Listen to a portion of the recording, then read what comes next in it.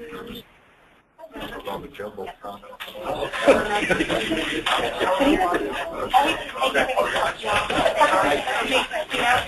got it. Well, that's what I've done.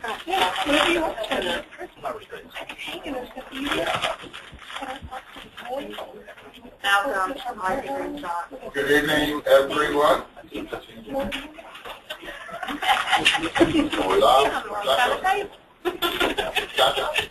got the beard in there. You recommended that. Somebody might have heard me. Somebody heard me in the mouth. Okay, thank you, ma'am. Hello, Scott. Yeah, hello. Okay, we still have some folks out in the hallway. I want to start with that if I can avoid that. Okay, very good. Good evening, good afternoon, everyone. We are mindful that the Wildcats have a 9 o'clock game. So Thank you. Not State of the Union address?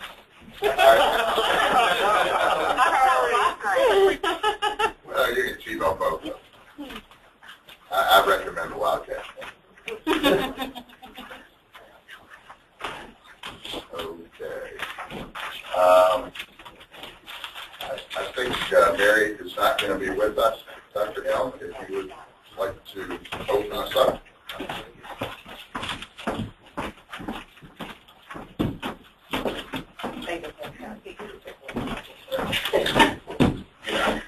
Good afternoon. Again, welcome to those of you who are here to observe, and welcome and thank you to those of you that have agreed to serve on this committee. I know your work is challenging. I know that it is very detail-oriented. I'm so impressed with the amount of studying that you're doing, the questions that you ask, the camaraderie that you have, the exchange of ideas. I think that's really important. And you're serving as a role model even for some of our students who are watching this. They're seeing the democratic process in action, where a group of people come together to work on a challenging issue that is in the best interest of the entire school district. So again, I thank you, I welcome you, and just again for the citizens and families and students of Lexington, Fayette County, say thank you. Thank you, Dr. Elm. Here's my cold. Good to see you. Thank you. I want to welcome everyone. If you are wondering why we have slightly modified our seating arrangement, I hope you'll indulge it. It's a decision that I made. We've had a number of our committee members toward the end of the square here who frankly are getting distracted and can't hear some of the conversation because we have been so close to the audience, and there's been some chatter back and forth.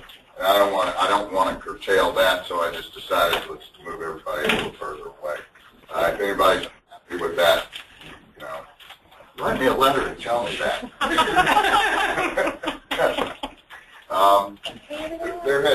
There's been an awful lot of work that has gone on in the last few days. The first thing I want to address very quickly are a number of our citizens have expressed over the last few days concerns that we did or did not move a couple of study areas in the Stonewall and Rabbit Run neighborhoods.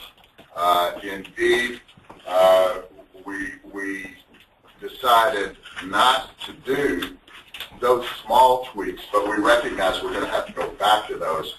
But since we were getting new projection numbers and we wanted to look at some of our work through the prism of the other guiding principles, we didn't think that it would make much difference to do it now.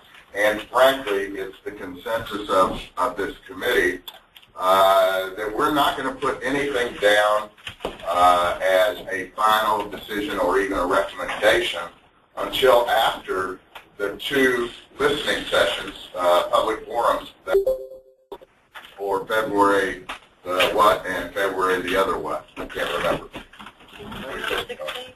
It's the 12th and 16th. 12th and 16th. After we digest some of that, we probably are going to really get down to the work of drawing some real lines, making some final judgments. Our timeline remains for those who have asked me through emails that we haven't published our schedule. Indeed, we have. The whole January schedule has been published for quite some time. We know we're doing two listening meetings on the 12th and 16th of February. We will also be scheduling in the next few days specifically which days we will be meeting in February. It is our hope and goal that when we get close to the 1st of March, that we can begin drafting our recommendations for the board, and I am confident that we will have our recommendations in draft form to the board somewhere between the middle and the end of March, certainly no later than the 1st of April. That's our goal, and I think we are on track to do that. One other quick note about the listening sessions. We have taken to heart a number of comments that we've received about what time we meet, that it's inconvenient for many parents and even staff people in Fayette County. So those meetings will be not at 4:30, but rather starting at 6 o'clock, and we're blocking out 2 hours for each of them, 6 and 8.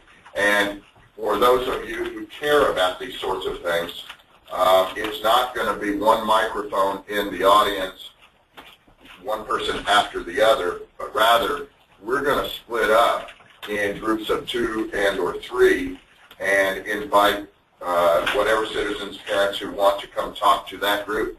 And of course, you'll be feel free to move from one table to the next table to the next table. We want to get as much conversation as we can, and we don't want to restrict it just to one person at a time because, well, we won't hear enough, frankly. So that's the methodology. I think where I would like to start this evening, let me tell you one other thing.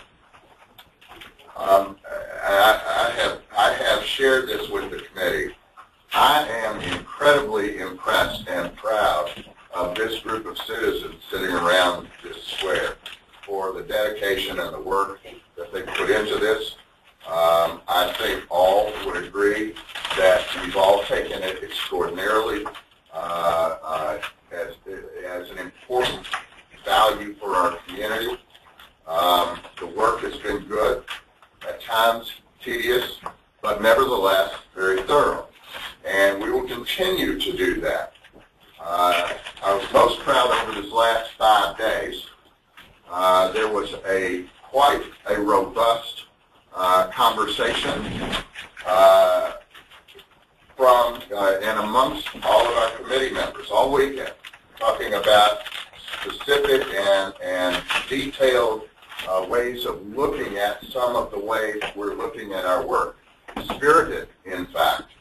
And so those emails that were exchanged, I've asked Lisa to publish them without name. They'll be anonymous, just like all other Let's Talk publishings.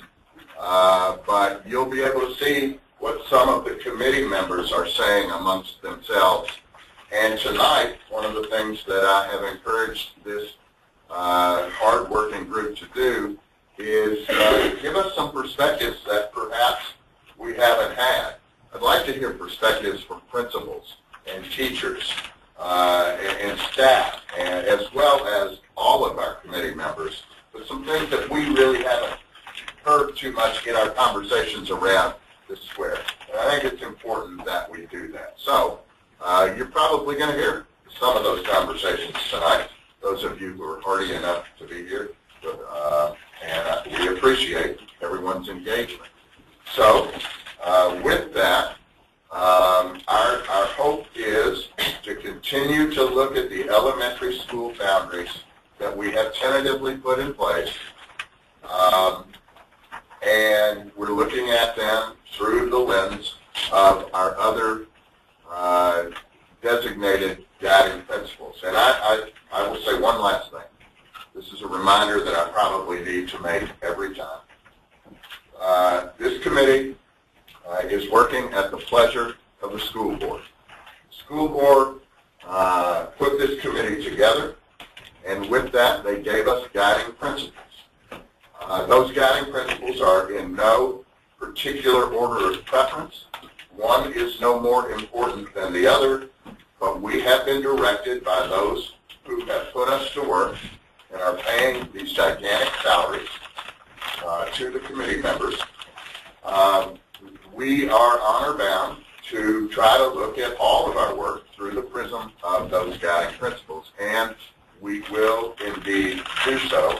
And tonight, and our last meeting, began some of that work. We satisfied a number of our guiding principles with our original work, but there are more through which we need to examine this process, and that's where we are in the process tonight. So, Bob, with that, yeah. I'm sorry, just Not a problem. like to just confirm what dates you said for the public forums. I'm looking at the minutes from last meeting, and it refers to the 21st and the 11th. Those are not the dates that you said. So No, we're the 12th and 16th. And do we know where they are? Yes, the 12th is Bryan Station High School, and the 16th is at Takes Creek High School. 6 o'clock. 6 to 8.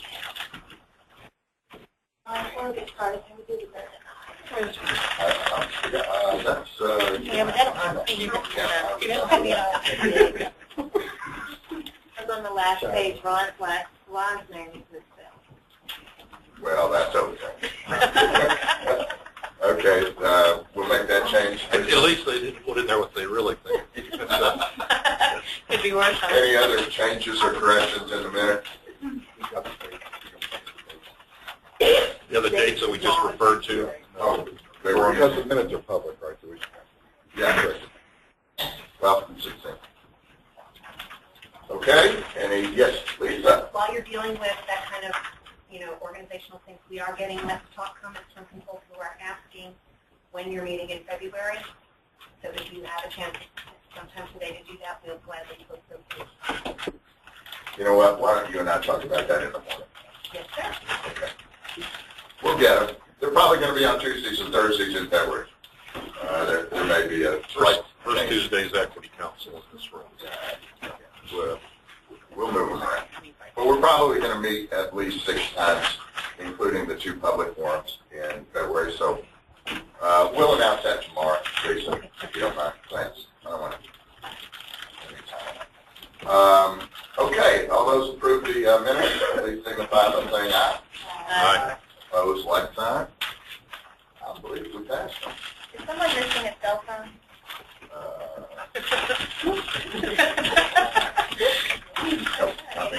That looks like Hannah's phone. Okay, we have Scott on the line. I think I'd like to start with what our request was from last week, if we can review what we've got in front of us. Bob, can you lead us through that? what Scott's request, he was asked to do an additional scenario. Right. And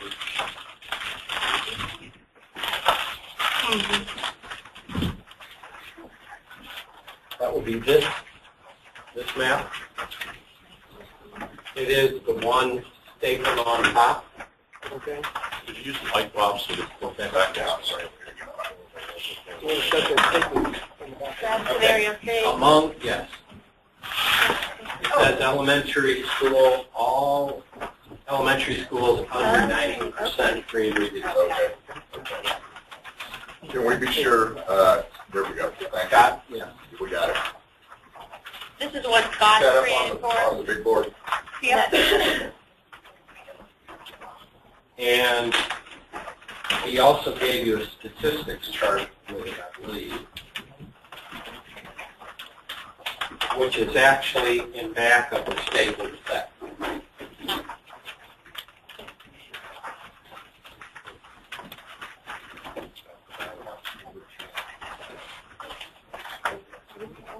Well, let's point out. Can someone refresh my memory what the map is, all elementary under 90%? Versus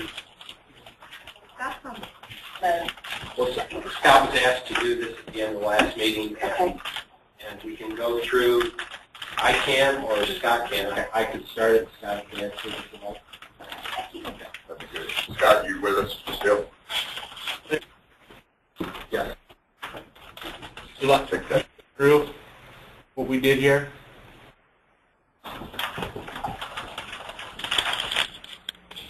So would you guys like me to go through what we did or what I did?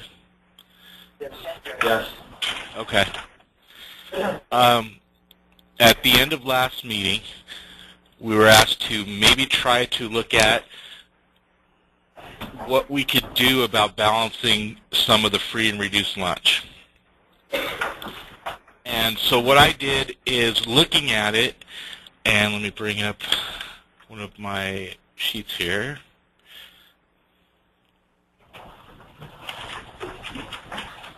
Is I went down and looked at what we had in Plan C, and I tried to just, the first thing I wanted to do was reduce all of the schools to less than 90% free and reduced lunch, and just to see what that did. And that was a very difficult task. I'm going to zoom into some areas. You can see here, let me do one of these. So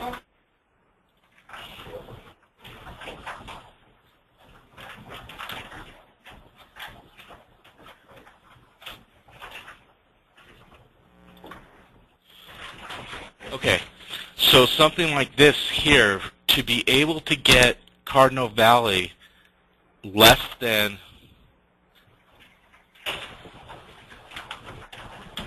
I'm sorry, I don't have the schools up there. Okay, to be able to get Cardinal Valley less than 90%, I had to pretty much split it with James Lane Allen. That was one of the things I did. Let me put I'll put the current boundaries up also.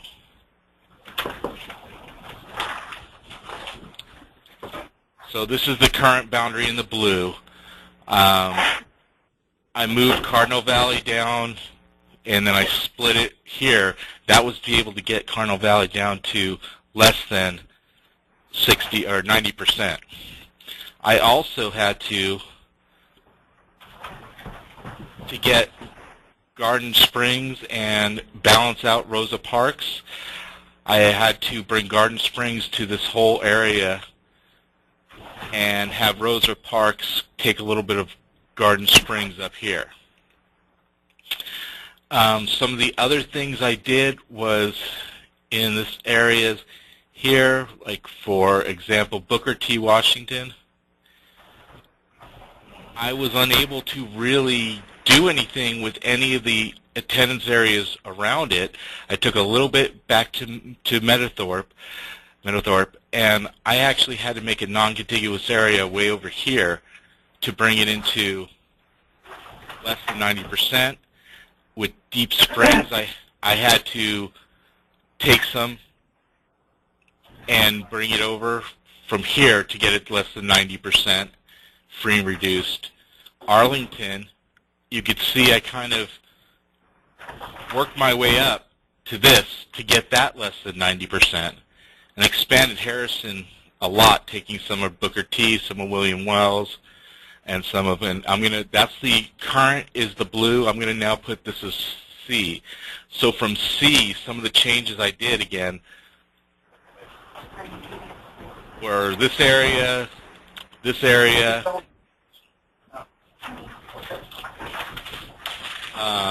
I also did William Wells Brown had to come down here. Ashland had to go into Yates.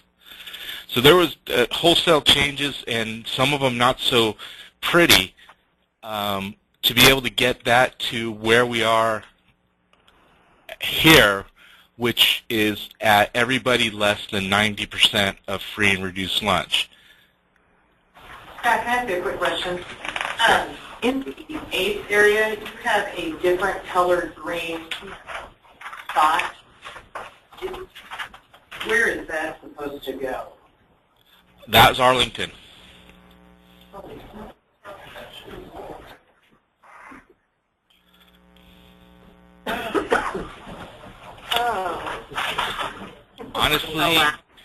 Honestly, that one might be a mistake. I might have accidentally assigned that to the wrong school. Wow.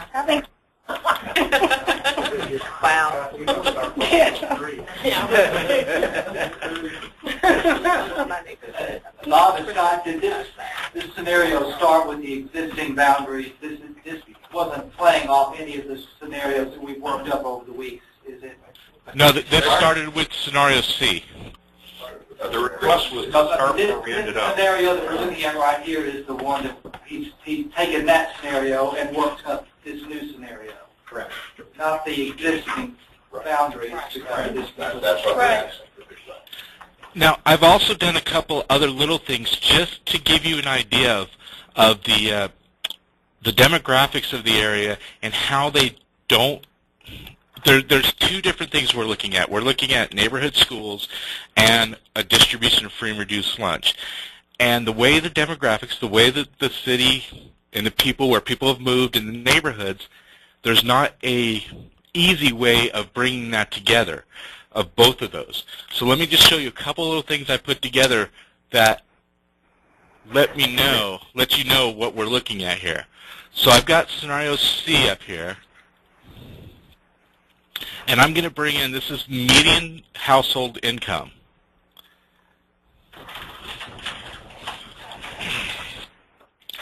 So with this gray area here, that is between 10,000 and 42,000 median household income. Areas like this dark green is between 105,000 and 200,000 median household income. It stands to reason that those free and reduced lunch students are going to be in the lower income areas. You could see your inner city, the downtown area is almost completely, and some of these attendance areas are almost completely in the second lowest median income. So without really pulling pockets of, say, Rosa Park going to some of these, or this area going to some of these downtown ones, it's going to be very, very difficult to show that. And also to illustrate that, I did a couple of other little things here. And I'm not sure if you have this map or not. That's not what I'm looking for. Yeah. This one got cross hatching on it. So I also did, to show, this is off of kind of what Bob was showing the other day. Here's all the attendance areas with C, showing the percentage of free and reduced lunch. So 94, 64, 89, 90% in here, which goes along with what you see here. I also then included with that this is the same C scenarios, and what this is showing you, these hash areas they have more than 5 students and less than 50% free and reduced lunch. So for example, Booker T. Washington, if I want to get any study areas around there to be able to make it help it go less than 90%, which it currently is, there's no study areas adjacent to Booker T. Same with Harrison and William Brown's. They're a little bit here, Arlington. But so you could see how, just looking at this map, what you currently are with your free and reduced lunch, where the students reside, where the pockets of this free and reduced and non-free and reduced lunch, you can see down here, these are all less than 50%. Combined with the income of the area, it's going to make that task very difficult. I'm not saying we can't look at it and try it. I totally agree that we need to look at it and try, but it's just going to be a very difficult task. So from there, that's where I need now, and I think as a group we need to decide which direction we want to go into. From what I'm looking at on the map that you gave us with the all ES under 90% and the graphics, I mean, I think that if you bring back up that map versus what the graphics you gave us, that's a good starting point because you were able to get every school under 90%. And now there are some areas like that random green spot down by Athens, you know, that we need to look at and see about fixing. But I feel like what you've done is a good starting point. Because what you've done, I mean, I understand what you're saying, like where you split Cardinal Valley, but what I'm looking at on the map, neither one of those schools are far away. We're not busing students without purpose, and we are not busing students 30 minutes away from their home. It's literally a school that's across the street.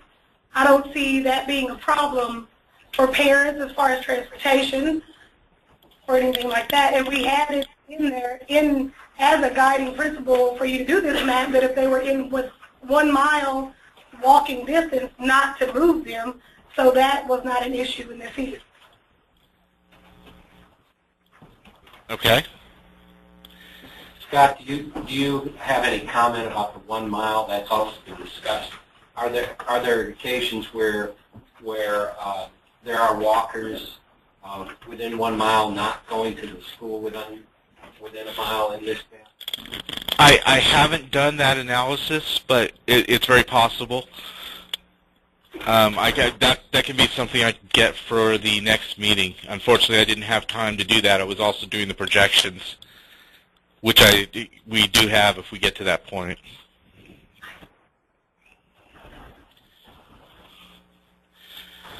So I hear one person saying that we would like to go with this and then maybe make some adjustments from here. If that is consensus of the group, then that's what we can do. Or do we have any other people, anybody else have any opinions? I don't have a clue as to whether that's a consensus at this moment. I would encourage committee members to express some thoughts about what we're looking at here. I'd like to know if there's some way we could identify specifically the areas, sort of in like a list of them, who are having to move from the scenario C to accomplish this goal. Is that doable? Like an overlay of scenario C on top of it? Yeah, not on the fly, but I can show you C with this. I can't produce a list real quick, but... Can you mean what study areas moved? He went through it, kind of quickly on a map. Yeah. And so, this map here has the black lines showing scenario C, and the colors show the alternate proposal. For example, Cassidy is green. It's one shade of green, and it's the black outline conforms with Cassidy. So in this particular adjustment, he didn't change it. Not at all. Nothing changed to Cassidy, right? So you can identify areas to change by looking at William Wells Brown's. Okay, right. So William Wells Brown they had changed to in change 2 to ways. Harrison. Yeah, some of it moves Harrison, and some of it came in from Ashland. Great. Scott, I have a question on this plan that you tinkered with for us, the all elementary schools under 90% free and reduced lunch. It says right on the map, a resident school change, 4,510 students. How many changed with scenario C that you started with to get here? I think it was in the 3,000s. Let me look at scenario C real quick, and I'll tell you exactly. I mean, we have looked at some that are 7,000. Yeah, so we're still under. Scenario C was 3,341. Schools, and that's probably 2,500 small bags up. 1,000. Well, in elementary. I'm talking about overall. Yeah. Kim, I'd like to see what this all under 90% looks like with the hashtag over top of it. Can you do that? Hashtag meaning. The area Crosshatch? Right. That's what this map is. Just lay this over C. Yeah, this is laid on C, that crosshatch of crosshatch Lay the hash marks on the map. that he changed. Right, the map that he changed. You named that? That one is with C, not with this one. But let's see what I can do for you. And can you put in the urban service boundary? Sure. Thank you. While he's doing that census data, the household income data, I thought was very interesting. Maybe we could get a reminder on what qualifies for free and reduced lunch. As it give us some context to the median household income data. I think this is determined by the board, right? Well, the free and reduced lunch is determined by federal statistics, and it varies by number of persons in the family. And with a large family, it can approach 40,000. But with a smaller family, it's more in the vicinity of 20. I don't, off the top of my head or near me, have the exact numbers for that. It's a certain percentage of poverty, and that's reflected in the number of people in the household. It's an economic number. Yeah, you should grasp. So a family with 4 kids might be 40,000. Not quite that. I think it's even more kids. I'll pull up the chart. 23,000. 23,000 for a family of 4, 2 kids, 2 adults would be 23,000. It's close to that. Yeah, it might be a little more than that, but it's somewhere in that area. That qualifies you for free. I don't know what the feds say, whether it's 100% of poverty or it's 150%, or I don't know what the guidelines are. Anybody here know? Lisa, do you know? I'll look it up. While we've got this map, I've got a question about this too. So the hashtags are looking at study areas that are less than 50% free and reduced lunch. But if we're at a school like Washington, we need to get it from 92 to 90. At least for this particular scenario, we were trying to get it from 92 to 90 or below 90. Yes. Right.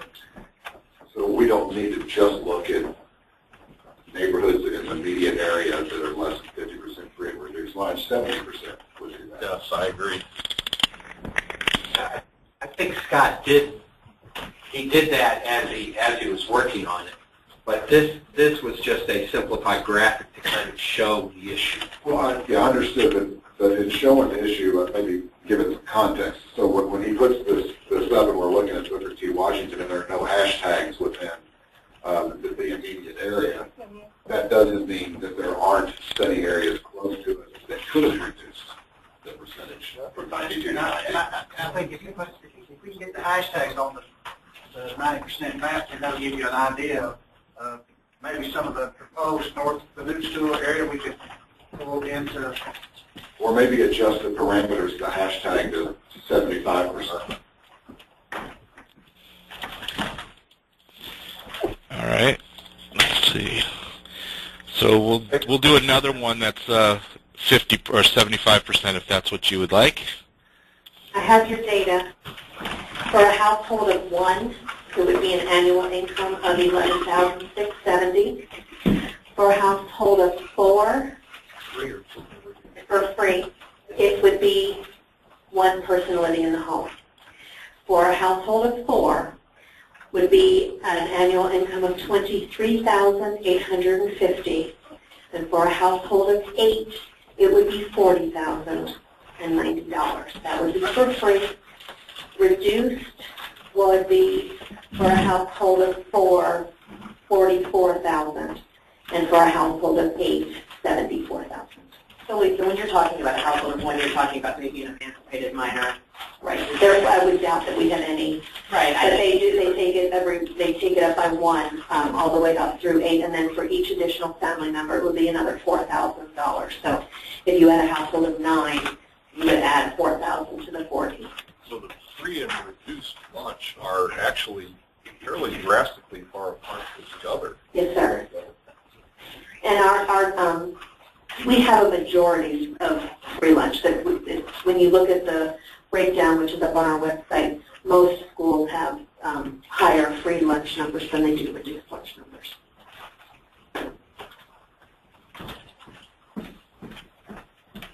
And Bob, does it make a significant difference now that the schools that are serving free lunch are serving them to, I forgot to have the statistics, but everyone who goes there and gets the free lunch, is that making a difference in these numbers at all as we move them around? Those families still have to fill out the same paperwork. And that's a limited term program. I don't think we really should be. I'm not asking whether we should, I'm asking whether that's included in these numbers now. It doesn't sound like it is. If they're reporting their actual income, then that doesn't show up in these other statistics. I don't know. That's correct. No. The numbers that you're seeing here are only people who actually, through income, qualify for free or reduced. Before we get too bogged down with moving areas and trying to figure out what is what here, I'd like to have more of a philosophical conversation for a few minutes about whether there is value in trying to balance these numbers or not. I think it's important for us to think through that a little bit, and I like to hear it from some different perspectives, a teacher's perspective, particularly a principal's perspective. Either one of you want to jump in? I will.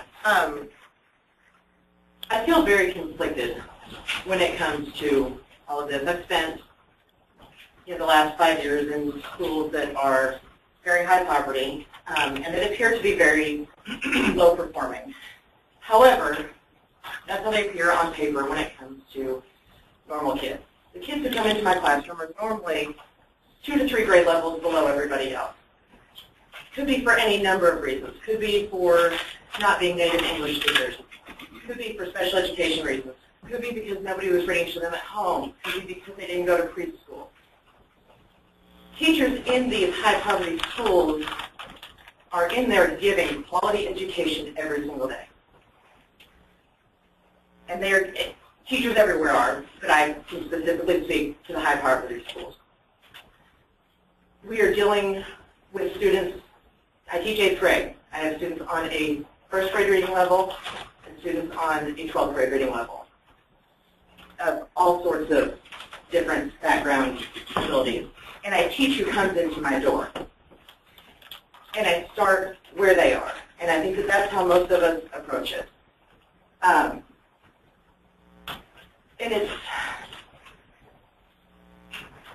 I wonder if moving some of my kids would change them. And if it wouldn't, and I feel so conflicted about it because we're talking about kids and we're talking about their lives, and I don't know what the best answer is. And I know that I had emailed Lisa to ask if we had any data on students who go to Early Start and what their performance is on standardized tests for the free and reduced lunch kids versus free and reduced lunch kids who don't attend Early Start. We don't have that data, or it would be extremely difficult to pull.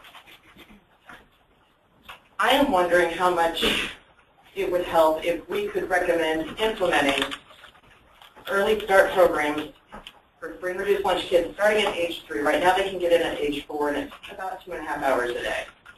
And see what kind of a difference that would make, and what the cost would be to that versus busing kids and splitting areas, and maybe cutting off the gap earlier, because the gap starts in kindergarten. It starts when you've got kids who are coming in who can read versus kids who don't know the alphabet. And so it may be that the problem, so to speak, needs to be addressed at age 3 and 4 and getting the kids into an educational environment instead of worrying about busing them and evening out numbers. I think exposure has a lot to do. Hang on, thanks for the corner. You down there? Yes. You actually do have national data when it comes to low-income children going into kindergarten. The gain saved by 3rd grade is what you have. So you do have that with programs like Head Start. There are other pre-K programs across the country as well. Georgia has a great one right from the start. But you have that data that they do better than children who don't have a quality preschool program, not necessarily Head Start in general, but any high quality, which is rated by things such as the National Association for the Education of Children, programs that are in our STARS rating program here in the state of Kentucky, which they're revised and revamped, and that's the better quality. Programs that use things like the environmental rating scales, like the ECHRs and the GITRs, they use all the acronyms. But you have lots of programs, private providers, even here in the city, who serve low-income children who do better than children who don't have any quality preschool programming experience at all. So you have that data that's been out there for years, decades. The early brain research shows that if you invest now, you'll save later. They even give you the return on investment. So you already have those types of things. And of course, as an early childhood background person, I totally agree that expanding services to 3- and 4-year-olds, with us, we do it from birth, pregnant moms on up. So you have to do those things ahead of time. So I agree with that. It's just don't recreate the wheel when it comes to looking for data that's already out there that shows you that is in fact what you just mentioned. I guess I was talking more about like for specific schools in Fayette County, looking at that. And do we have the capacity to meet the needs of all of the free and reduced lunch kids in an early start program? I mean, is that something that, is not being taken advantage of? Isn't early You have it already because we actually, what we do is we partner in some of your locations. We have a lot of locations. Is it offered, is there enough room for all preschool age students who are free and reduced lunch to take advantage of it? The capacity numbers that you have before you only identify K through 5. And for early start, when we have new construction, we usually build 2 rooms available for early start. And many schools have one identified, prepared for early start. In contrast, many schools have 4 or 5 kindergarten groups. So it's not a lot of capacity for early start. Furthermore, early start is available for 3-year-olds, but only for special education. So the kids who fit both demographics of free and reduced lunch and special education can take advantage of it from 3 and 4. Otherwise, But to tie it back, At age 3, you don't have to. what am I hearing? Just have it. at age 3 you cannot go unless you have a disability. Right, but you don't have to be Right. lunch as well. And I think that, like, even with the discussion Thursday, I don't feel like we are putting any of the blame on the teachers.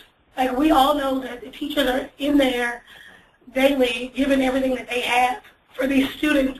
And but it is hard to give everything that you have to every single student when you're dealing with so many problems in the room. Absolutely. I was, in all honesty, referring, there have been a lot of let's talk comments about moving the teachers from the high-performing schools to the low-performing schools. And see, I don't feel like that is even, I don't even feel like that should be considered at all, because teachers have, you can go anywhere you want to teach. So it's the same thing with that, with people who want to move their, we don't put them in their school if they want to go to, they want to move their kids. Teachers are the same thing. If we start moving teachers from this school to that school, they can apply for different districts.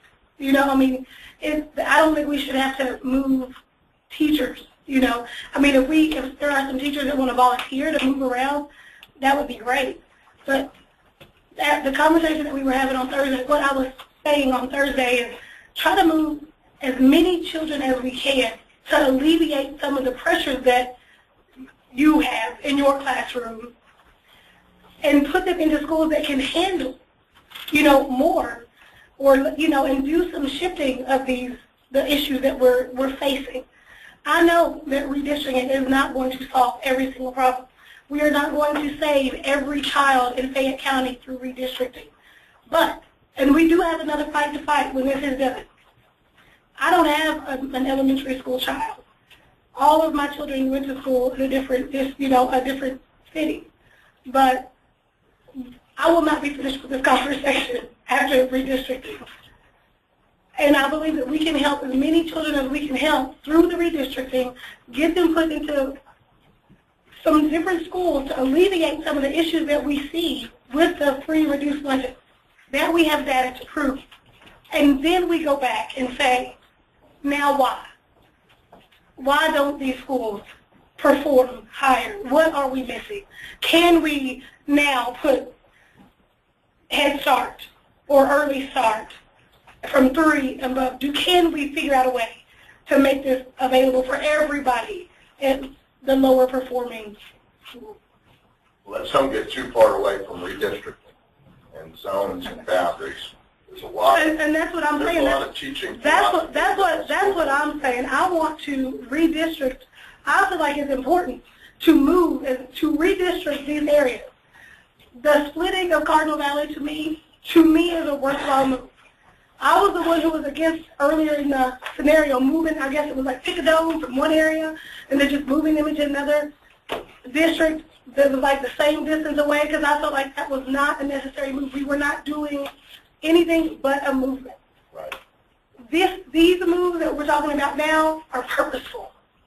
There is a reason behind it. I would like to just to follow up with. Hang on just a second, Leanne. I was leading into that. Okay.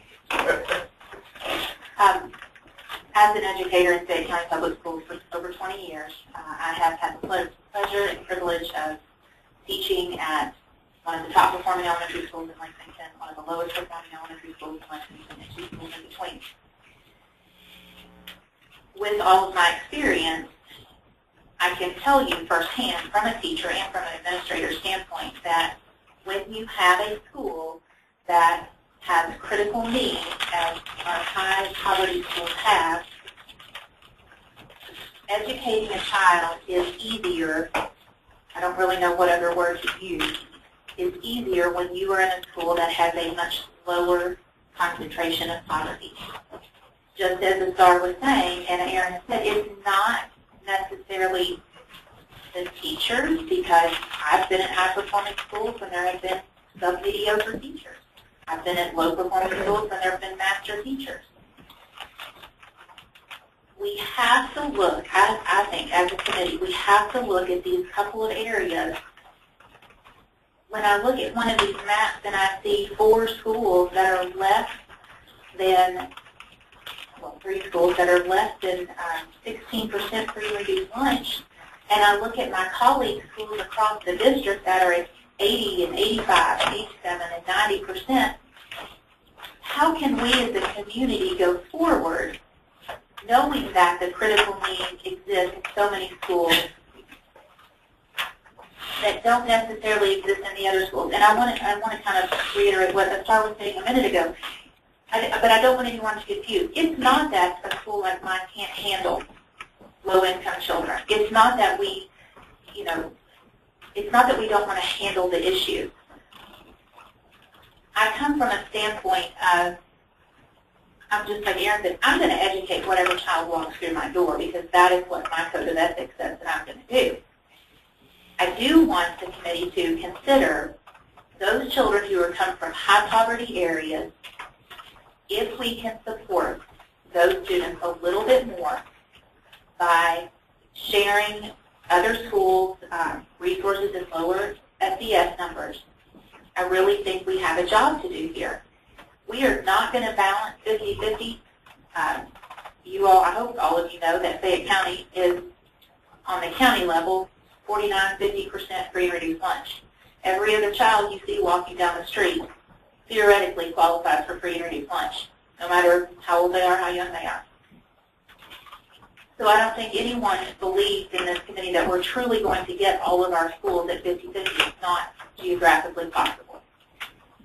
I do think, however, we need to make our best attempt at raising some of these schools that are very, very low, and I'm talking below, 15, 16% free or reduced lunch, to not only support our kids, but to support the teachers who are in the trenches and working day in and day out.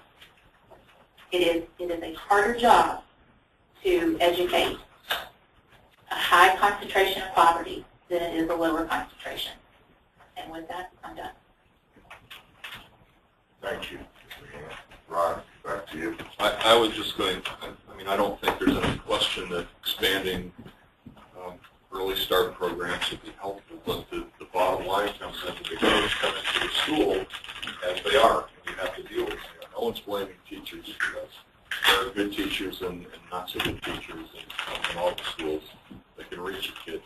But Ann said it well. To me, the point is we've talked about if we can't do something about a school, more resources, smaller classroom sizes perhaps in these schools would help give teachers more time, because it takes more time to get these kids that come in that are behind to get them on par with everybody else. We all recognize that. So, I think this is a worthwhile exercise. I don't know about, a mile. I don't know how many kids that actually walk a mile to their school. I'm sure there are some that do. But I'm not as concerned. The other principles come into play, like neighborhood kids, keeping neighborhoods together, the feeder patterns, which we're going to have to tangle with when we finally come down on some elementary school. There's several recommendations we can make. We've already talked about grandfathering. We're talking about that as if it's going to happen. All we can do is recommend to the board that they consider that to disrupt this few people. That wasn't, of course, one of the principles we were asked to consider. But I think more resources into some of these schools that we can't do a whole lot about geographically is something we really need to think about as a recommendation. But that being said, I think this exercise is important to try to relieve what we can with redistricting without busing kids miles away from their schools.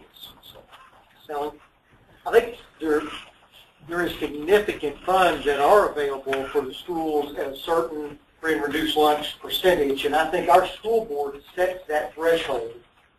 Do we know what that threshold is this year? I know at one time it was 38%. Do we know, because there are some schools that at a certain threshold do get significant funds, and we control that here. Our school board controls that.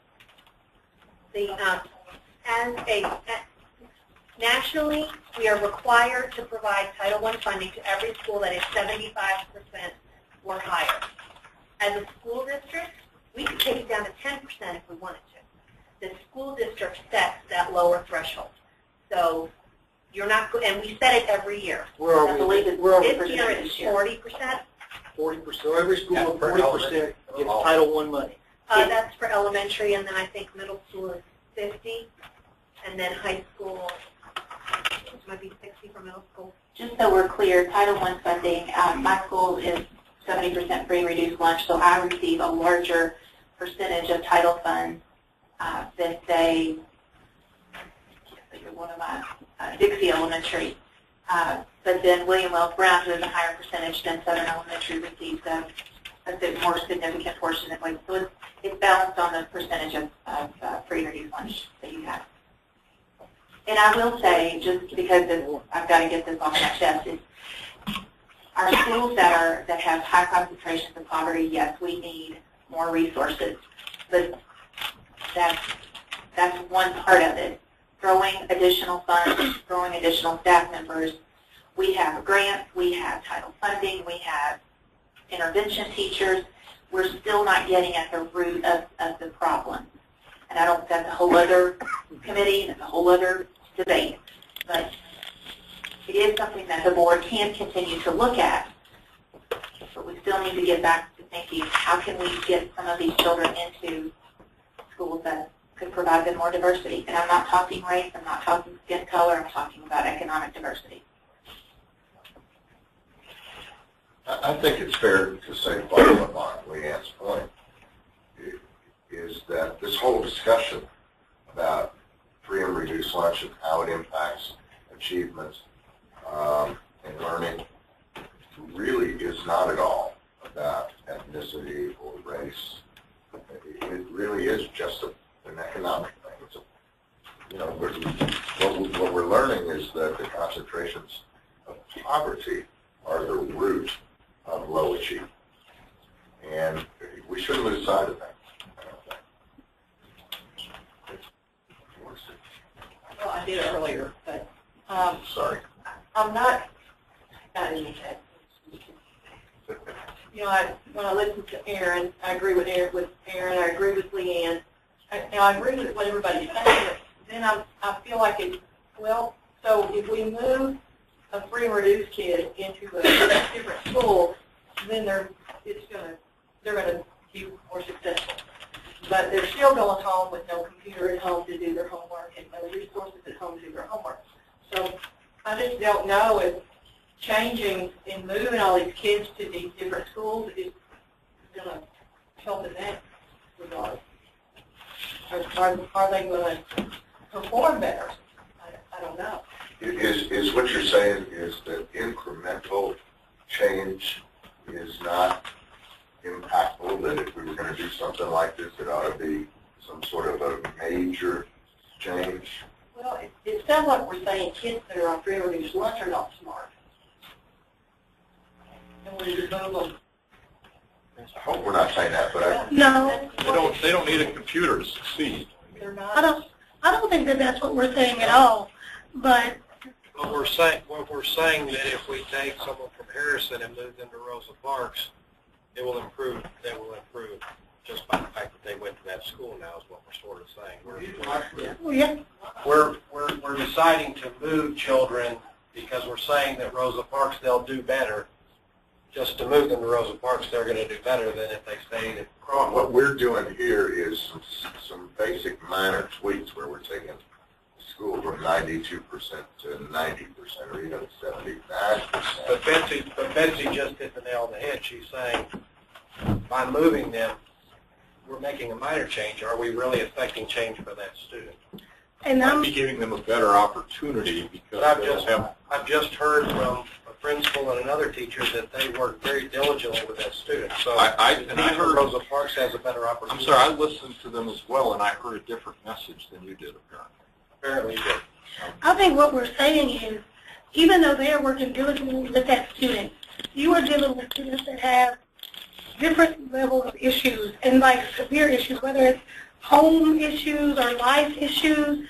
And when you have 10 children that have those same very deep life home issues, sometimes you're losing time dealing with 20 issues in a classroom or 15 issues in a classroom. And so you've lost 20% of your teaching time just trying to get through these different things. If you're taking 5 of those students and you put them into a different school or into a different classroom, and they're in a different environment, they're having a different learning experience, then yes, they're going to perform differently. And that also alleviates some of the problem at the school that they went to last year because it's removing numbers, not necessarily individual children, not that those children have been a problem, not like they were problem students, not like you're taking bad kids out of a school and putting them into like an alternative school because they were being disruptive. No, you're just taking some of the issues out and you're just cutting half of a problem and saying, okay, we're gonna work with these 5 instead of 10. You're just alleviating pressure. If you have a huge pressure buildup and then you alleviate some of that pressure, you alleviate the problem. Couldn't you solve that if you improved and enhanced the FRISCs, the Family Resource Centers? No.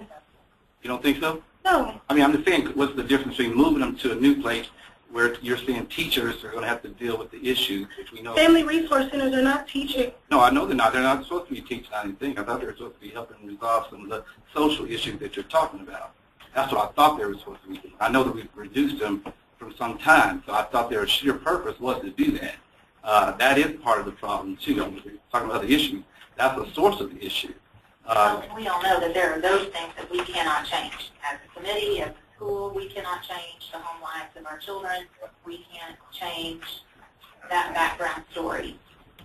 But what we can do is alleviate pressure. Well, in alleviating pressure, then we're saying that kids not on free reduced lunch still have issues as well that they're dealing with. And That's what, I mean, that's actually what I was just going to say. I don't think anybody in this room or up here or back there does not see the benefit of trying to level some of this out or make it a little more equitable, fair, whatever the word is. But you've got to consider, too, that by alleviating that pressure, by taking X number of kids out of a lower performing school or higher socio, whatever the number we're looking at, and moving them to a lower socioeconomic school, we've got to replace those kids with somebody else, and it can't just leave a hole there. So is this kid being going from here to here better than this kid going from here to there? I mean, those are real people that we're dealing with. And I think if you read 54 pages of let's talk minutes here, a lot of the public is saying, let's consider everybody's kid, not certain kids here, one school, anywhere. I think that's where I feel like we're losing a little bit of focus there, you know, and I'm not saying it's right or wrong either way you look at it, but I think we just need to kind of get back to the track of what's best for all of them, you know, all the kids, not specific kids one way or the other. And if we can make it better, awesome, you know, but we're charged here with what we're charged with. I think it's what I like to see us try to do. We appreciate the audience holding their comments to. I like at least this map we're not doing radical busing all over the county for some of these scenarios. Just looking at some of these, I do wonder how effective they would be when you're just taking a school below 90 and they're just going to a school that's 82% free and reduced lunch. Well, is that 82 to 92 making a significant difference for busing that kid past those other schools, particularly on some of these on the north side of town? So I just don't know that incremental of a difference going from a school that's 92 to 82 is going to be significant enough or help those teachers enough to make much of an impact. I think that's a valid point. If you take what we've been looking at, look at James Lane Allen in Cardinal Valley, where we're reducing the number at Cardinal Valley from 92 to 90, but we're driving up James Lane Allen from 75 to 87. We've now taken James Lane Allen in this scenario and pushed it all the way up to almost a 90%.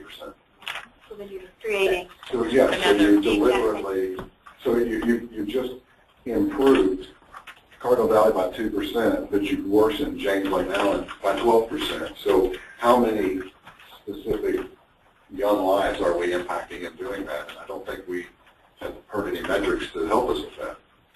Well, David, just to make sure, Cardinal Valley under scenario C is 94%, and then under this new scenario, it's down to 84%. So it's not just 2 points; it does take it down 10 points. But the bigger point that I'm trying to make is what it does to James Lane Allen. When the percentage goes up, are we just trading the same problem from one school to the other school? Are the percentages that are on our map free and reduced lunch percentages based upon, where do those numbers come from? Just from the residents? Yes. Okay, they're not the actuals in the schools. No. I'm familiar with one school I'm familiar with all the schools, but one school in particular, Caskey, shows on here 30%. My understanding this year, that school's at 38%. They're right under the threshold of the Title I money. They didn't quite get there, but they're under it, but they're higher than 30%. Can we confirm that? Because I think some of the schools that are on here showing the free and reduced percentages are either lower than they're showing or they're higher than they're showing. right, because What these you're are looking at- based on residences, not students who are actually attending. And this is also what we have done and not current numbers. So what you're looking at on map C, this is a draft scenario that we have created in this room, and that's not an actual number of what's there right now. So it might be 38%. Scott does have projections now, right? Well, I do, but projections will not take into account any of these socioeconomic. I would like to make 2 comments. One, on the area of general improvement and relating general improvements to strategies in redistricting, When we have a school of 400 capacity, and that school is dealing with high free and reduced lunch, and we fill them to 400 students, that doesn't give them much flexibility for smaller class sizes or to have more preschool classes. If they've only got one preschool classroom, but we wanted to have more, we have to take that out of the K-5 classrooms. So just one general strategy of trying to get the schools that are high free and reduced lunch, whether that's 95% or 82%, to try and get those below capacity is a good strategy. Then I'd also like to make the point on how many kids are we dealing with. In an example, if a school is only at 15% free and reduced lunch, and it's a 700-student school, if that went up to 30% free and reduced lunch, you are able to place, that's 100 kids who are on free and reduced lunch who maybe, presumably, are having more difficulty in another school, which would be able to get a better education at that school. And it's one, if that school were not at capacity, the higher performing 700-student school. If they're not at capacity, then you're adding students without any negative consequence whatsoever. If a scenario has it near capacity, then you're putting those 100 students in another school. If you put them in a school that is still a good school, has good teachers doing well, they should still get a good education. And there are occasions when it can thus be a win-win to have slightly better lives.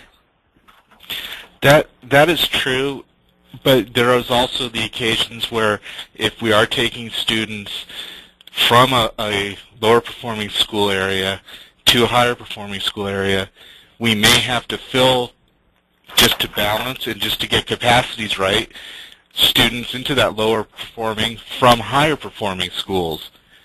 And is that something that the committee wants to do? Do you want to swap students from a performing school, and what is the citizens are going to think of that to balance enrollment, to balance the free and reduced?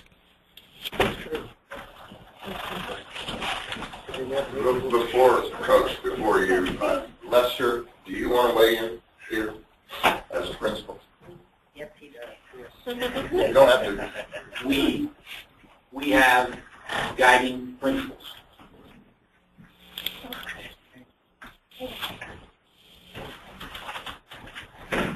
I said that earlier. Okay. You should be a principal. I get it. Okay, well, all right, that's all I had got. I'm going to ask two questions, Bob. You might be able to know the answer to this. One on early start. How many kids do we have in early start right now? Approximately 1,000. Okay. And the second one, can you explain the mile radius around the school a little bit? Is that related to the district's transportation rules? Yes, there's a couple different things on the 1 mile. Okay. And it's, in terms of transportation, it's anything beyond a mile, we transport and we get reimbursed, at least in large part by the state. If it's under a mile, we might transport if we know there's a significant hazard or something like that. But generally speaking, we don't get reimbursed for transportation provided within 1 mile. Also, the 1 mile distance comes up with a couple of different criteria, such as out-of-area preference or admissions to a crowded school. The board has approved that criteria as giving someone higher priority to get into a crowded school, or giving them at least some standing to potentially get into a school nearby through out-of-area. And Bob, a related question to that. Do we have any idea, or maybe the elementary principals would know, how many children of an elementary school bike or walk to school? We do have extensive information on how many do not take buses. We have but we don't know whether they walk or ride a bike or get dropped off by the Is there an elementary principal that would have an idea just anecdotally?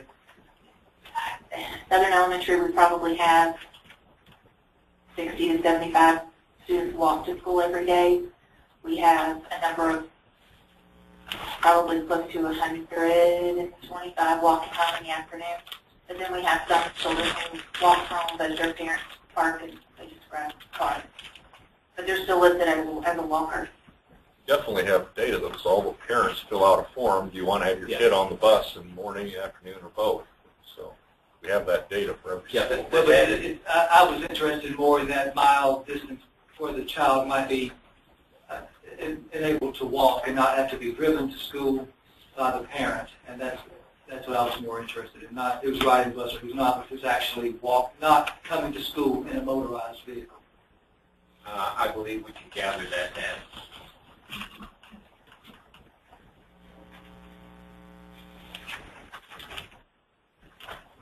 Anyone else? Don't we give parents the option every year if the child in school is not performing well to move? No. No. No? Didn't we do that one time? Yeah. No child left behind. No child left behind did have a version of that. It wasn't like a totally wide open version, but there was a time with No Child Left Behind that we did offer that option, but we don't do that. The state got away from that provision of No Child Left Behind. Coach? I kind of raised this last week, but I just want to kind of raise it again this week. Something I want to keep in mind as we're moving some of these districts too is to think about, we can move them on paper, but are those kids actually going to go to that school? I was looking at some of these districts where it was very out of line, and a lot of instances, these schools that we were trying to address, by moving a certain district in, those kids ended up not going to that school anyway. They ended up going to somewhere else in the district or a private school. And I don't know that just moving them all the time solved our problem. It looked good on our paper, but in reality it was not working out like it was intended. I think most of the families that we have moved are not going to send their kids to private school. That's not, I don't think that's going to be an issue. That doesn't mean that they're not going to other schools in the district either. Well, I think we just addressed that they really don't have that, we don't have that option to not go to the school district. But they do through various programs and out-of-district requests. I don't think that would be a wide enough number to detour the decision that we are making as far as social economic balance. Well, I mean, in some instances it does, though. So, like, for example, I looked at Mill Creek and Veterans Park. There's obviously, they're right next to, there's a big disparity. And if you look at the map, the southern part of Mill Creek's district is higher income versus, closer to the school. And a large number of those people in that southern part of Mill Creek, you go back and look at the study area, one of the first data points we got was number of kids in the study area, number of kids from that study who actually go to the school. In a lot of those districts, a high percentage of those kids are not going to that assigned school for whatever reason.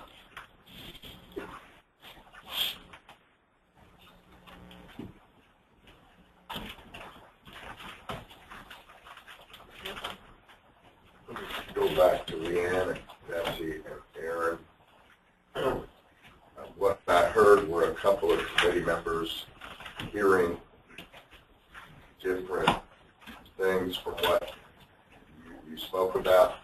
And I ask each of you just to give a 3-sentence synopsis of your points.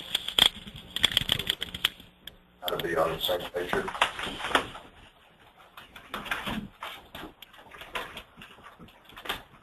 I'll put you on the spot, sorry. I do think that diversity is important in the balance. But I also think that kids want to be in their neighborhoods and they want to go to school in their neighborhoods, and that's why they move to those neighborhoods. And I think we need to consider that, and just moving them to higher performing schools not necessarily the answer to whether they're going to be successful or not. I don't think. Thank you. My point was not moving into a higher performing school, but moving into an area that was less concentrated for your reduced lunch.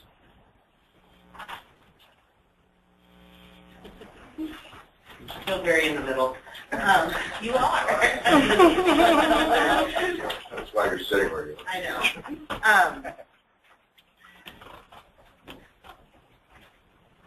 I don't know.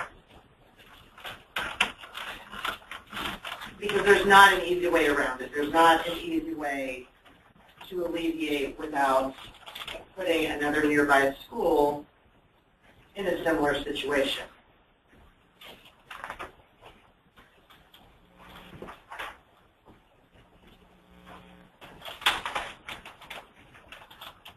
And I worry too about that, you know, it looks this way on paper, it looks like it's evened out on paper.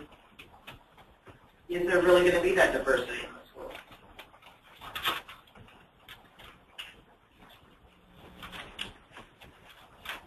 Let me ask this question just to put a food for thought out.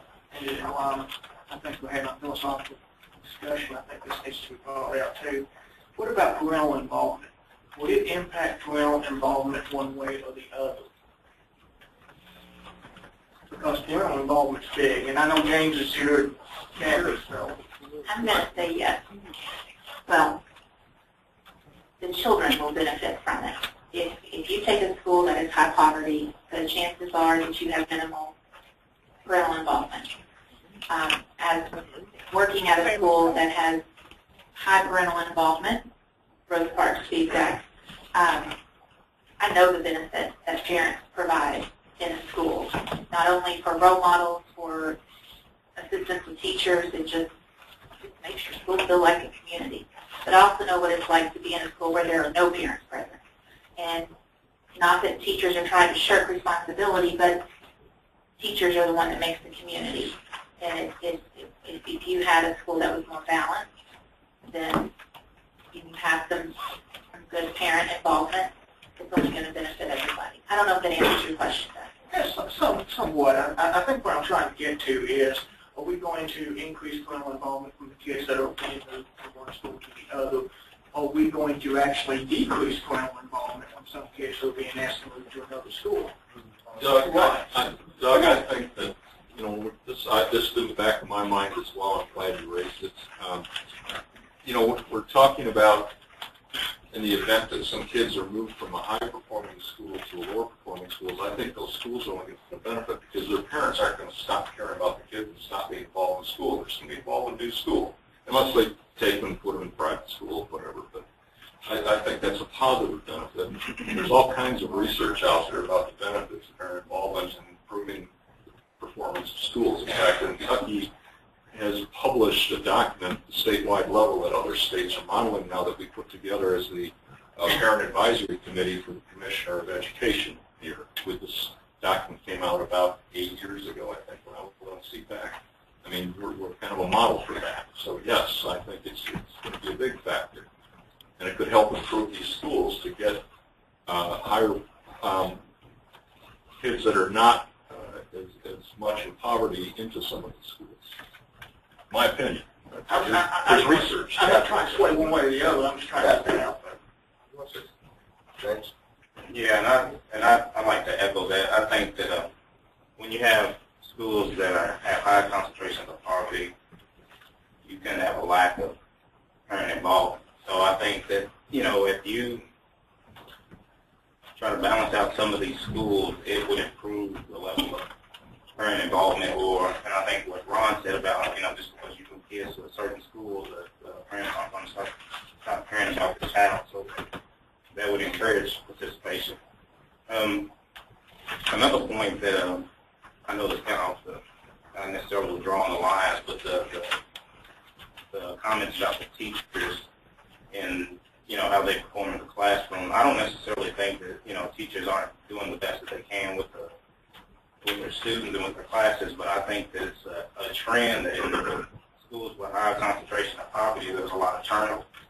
So if you got new teachers or teachers, you know, relocating to different schools every year, I think that's also a challenge to the poverty in the schools. Another comment that was talked about earlier was would it make a difference if you moved, or would the child perform better if it was moved to a school with not as much concentration of poverty in it? And I think the expectations that the child would receive from the school and the other students and staff change from a school with, with traditional, numbers of high poverty in it. And from personal experience, I have a son that went to Dixie Elementary, and it's a Title I school with a pretty good sized number of reduced lunch numbers. And it might have been last year or the year before, the scores kind of dipped down, and the principal actually come. She actually let us know that they were going to have to, make some changes and work on it. But I think since that school had a good reputation of being a blue-ribbon school, that the whole atmosphere and the culture of the school failed the students, whether, no matter what their background was. I think the whole culture of the school allowed everyone to do better, and the scores actually went up the following year. There's another point I was going to make, but I can't remember what it was. I was trying to get it out. Kathy, you want to add to it? Yes, and I agree with James about parent involvement. I do believe that if we separate, we can get more parent involvement on both ends. And I'll definitely see the increase in that. And I just wanted to point out that we keep going back and forth off neighborhood schools. If we're moving entire areas, then they are still going to their neighborhood school. They're still going to school with their friends. They're waking up and they're going to the bus with their friends. They're going to play ball with their friends. They're going to come home in the afternoon with their friends. So it's still a neighborhood school. Just because it might be 15 minutes away versus 10 minutes away doesn't make it any less of a neighborhood school. And if we can relieve pressure in areas where we have all discussed and seem to agree that pressure needs to be relieved, I just can't see any harm in helping the children that we can help.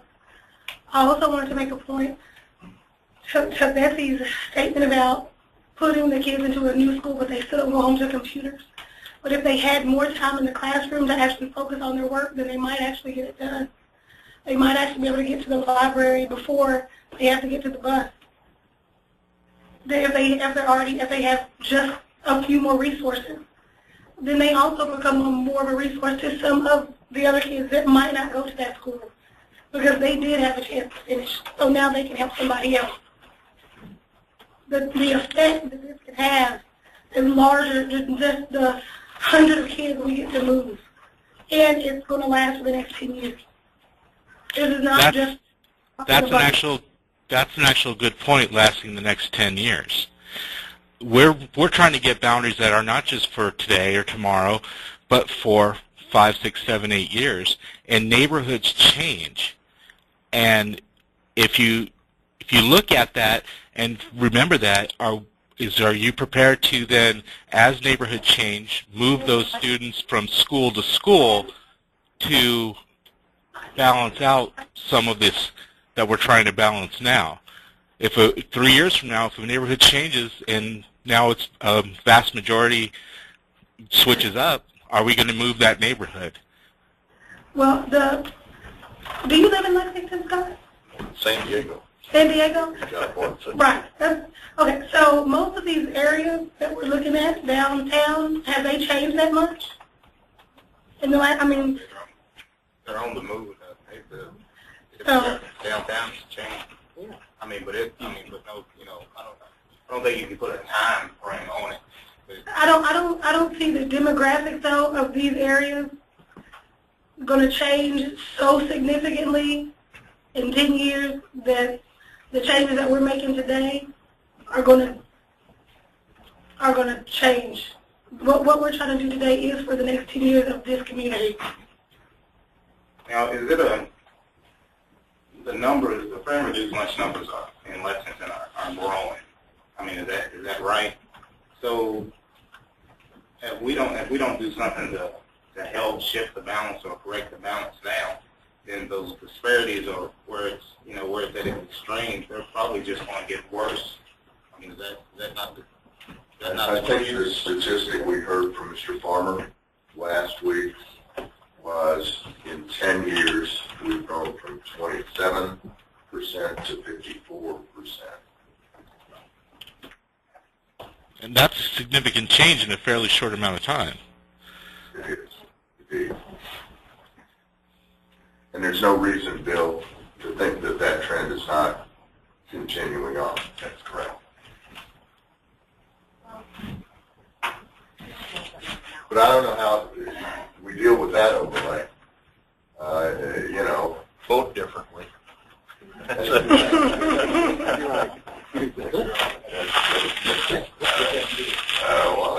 right. Not saying any more time.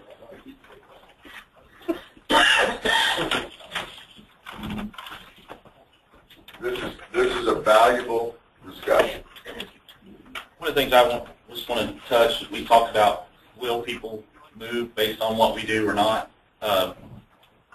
Lexington Bluegrass Association of Realtors did a survey, and they surveyed almost 400 registered voters, and they found that majority of people will not move based on an up or down outcome of what they perceive, whatever we do here redistricting. However, they found that over 50% of people with kids in school-age children in their household right now would be willing to move based on the outcomes. So however we spin that, saying that people won't move, do something, whatever, is not what we found in our survey. And so I think we all know the effects that has one way or the other with the neighborhood. We should consider that people, based on that, will move if they have the means to do so on all outcomes. Isn't that what happened over the last decade? People have moved around based on where they have the flexibility to move to and can afford to. And that's why you see the outskirts and things where at one point this particular school may have had different socioeconomic status numbers, and now they don't. The people that you build, develop, you have more development. People move to different places.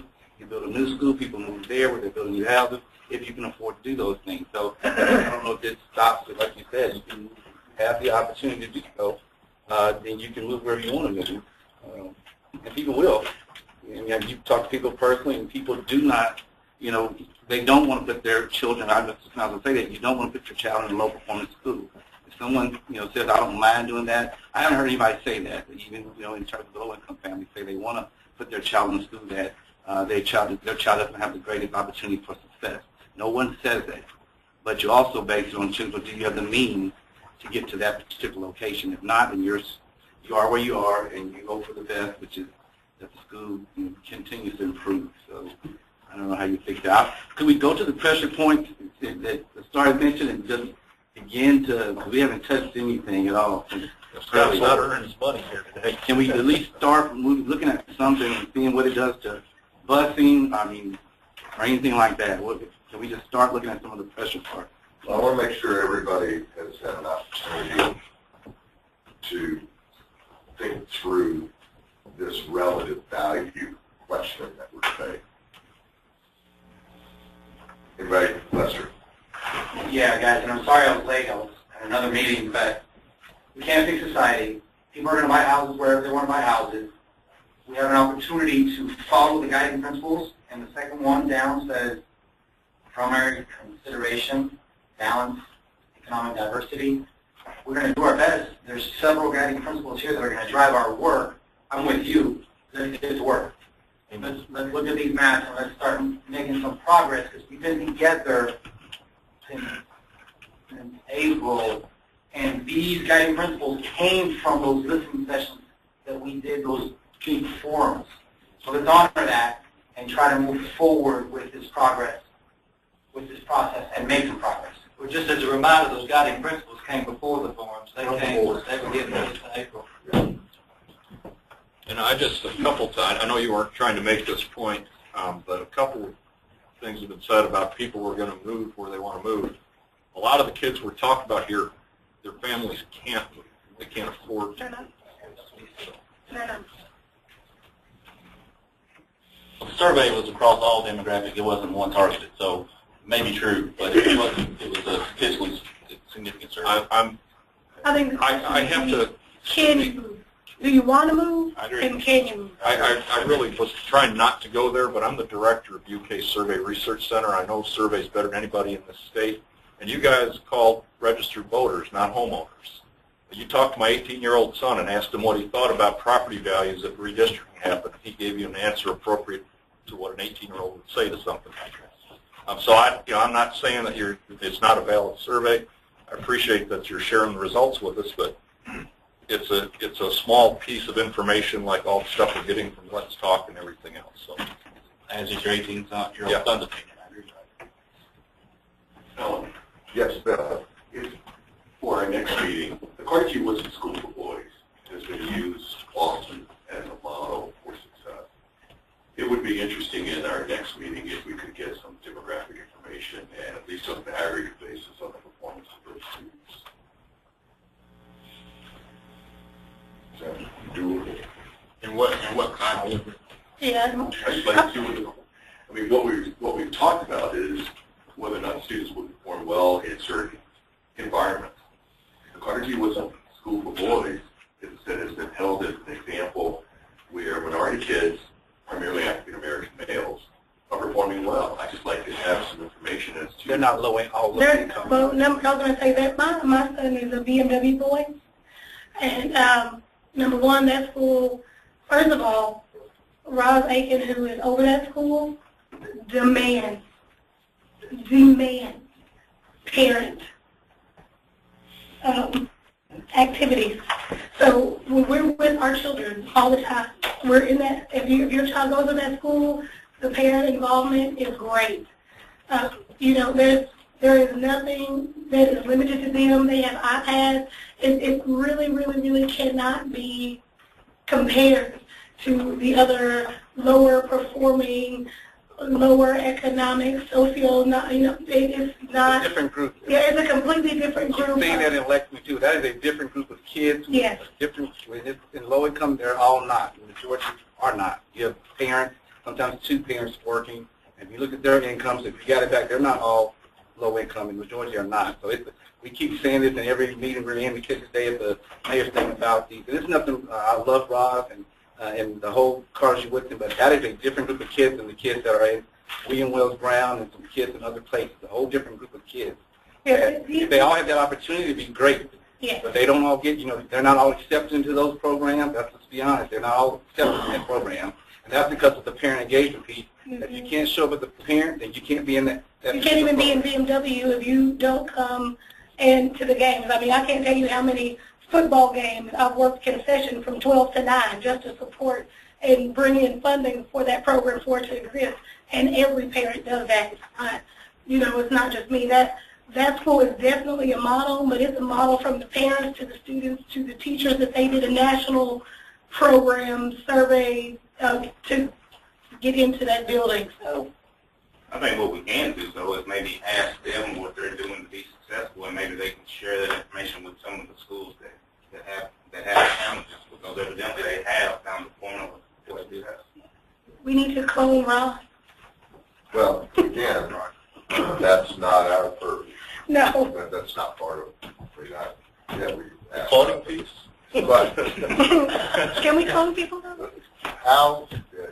I've heard twice suggestions that we kind of dig in here a little bit to try to accomplish something. I think we've heard a pretty good cross-section of how we view and value socioeconomic diversity. We've heard divergent perspectives, for sure. So, someone recommend to me how we take a step here. Well, let me ask. I see. Nope, no asking. You got to give me an answer. It looks like one of the biggest changes, and I guess some people would say as improvements, is Cardinal Valley and James Lane Allen.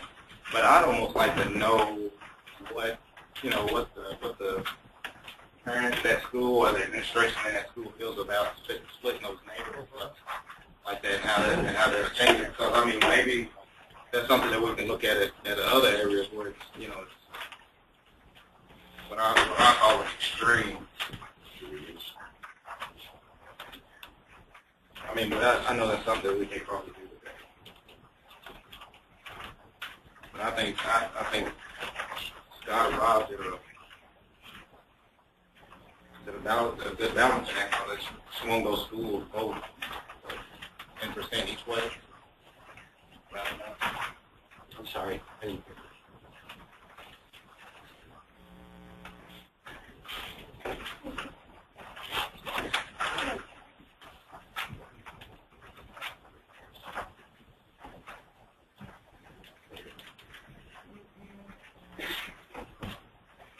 Do we have the numbers on, and I'm sure that you gave them to us 8 or 9 months ago. I'm sure you did. But do we have the current numbers, like right now, of what the free and reduced lunches are in the current school? I know you gave them to us 8 or 9 months ago, but I don't have it with me. Because somebody was asking earlier about like the change, like we were taking 10% and we were reducing it, but we were moving this up. But like what we're looking at is only what we have done. It'd be nice to kind of see, look at where it is now to see if we're hurting or helping. Scott gave you the figures for current districts, free and reduced lunch residents only. Today? Not today. No, I gave it to you on the 13th. Oh. Yeah. Here you go. And again, this is resident only. That's residents 2014, correct? Yes, 2014.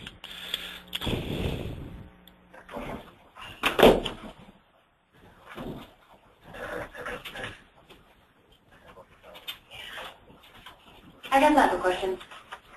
So he brought Cardinal Valley down. I'm trying to figure out how far, to 84%, is that correct?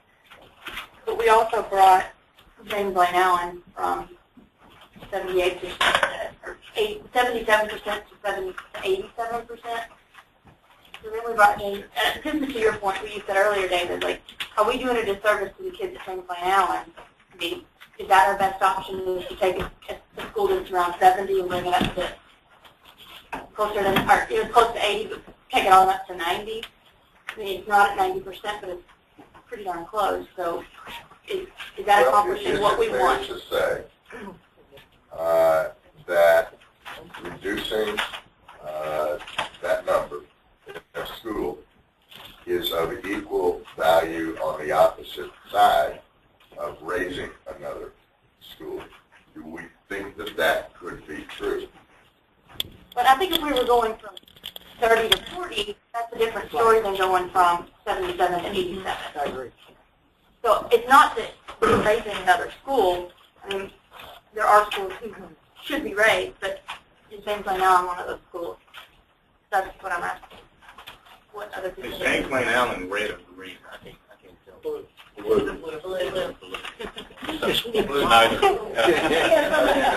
Yeah, so much.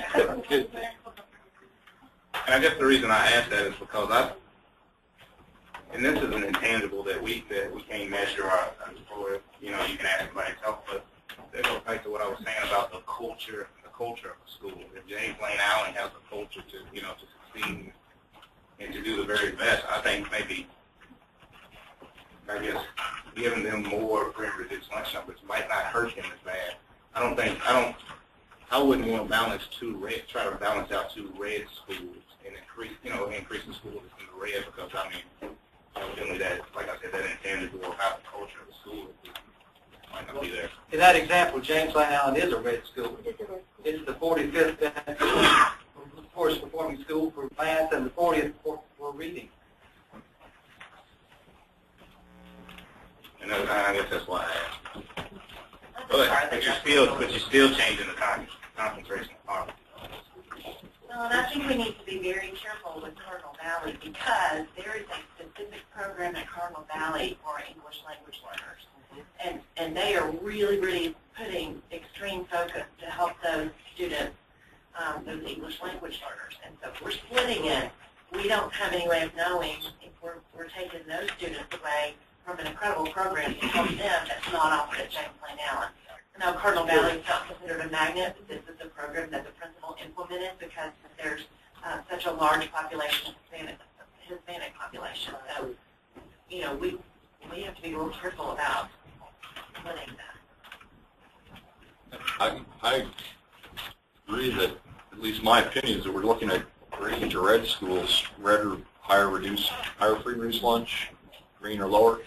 Moving from red to red is not as important as Leanne pointed out earlier. We've got a few schools here that are only 15% free reduced lunch. If we're going to alleviate extreme poverty at some of the schools, we should be looking at those schools if we can do anything at all. Moving from green to red, not red to red. Then you're talking about They're so far away, though. I know. Yeah. That's some of them are anyway. And I think one thing we need to be careful about also is, you know, and I know this has been mentioned before, but we keep talking about moving kids to higher performing schools. We do need to think about the other kids because, true or not, wherever they're going, they may feel I'm not as important because I'm having to move to a lower performing school. I mean, I do think we need to take that into consideration also. You don't agree with that? Like the Well, children? Ron's response to that earlier was that those kids who have been in a high-performing environment, it's largely part, at least in part, because of parental involvement and all the things that make schools high-performing, and that those students and those parents will continue to follow that wherever they end up. I don't mean to paraphrase your statement. That's I would just say that's speculation, and you might be right, but it's not one of our guiding principles, and I don't know how we know that information, how we know that. If we're I talking just think we need to look at all the kids. That's what I'm trying to say is we need to consider all the kids. So you do have to look at the other side of it also. And I'm all for even it out. I just want to be careful in how we do that. I think some of these conversations are for other committees. You know, local Yes. public schools, I mean, they're going to have to look at staffing and budgeting and resources, engagement and hiring and those kinds of things. Maybe we need to revisit our guiding principles. they're not ours. Well, the guidance. They were given to us. They're not ours to revisit. They were given to us as parameters to work with. They're directed. Well, I think that's... But what we don't want as a committee to happen is for us to move so far away from those guiding principles that we have all worked for a year and then the school board doesn't even remotely look at what we've done. They just That would be tragic. yeah, that would be tragic. And then they completely redo the math based on the guiding principles that they asked us to pay attention to a year ago. If we're going to look at making changes where we can have significant impact or make the most impact, then shouldn't we be looking at actual poverty, maybe looking at free lunch versus reduced lunch? I Well, think it does make much difference. The numbers that they gave us, it's double. Well, most of our students are free. Most are free, though. The reduced, most of those free and reduced I are. sent you those numbers across the district. It's 4%. And so and we can ask Scott to pull those out. Like of our free and reduced lunch, we've got 52% this year, and 4.6 of them are reduced, and the rest are all free.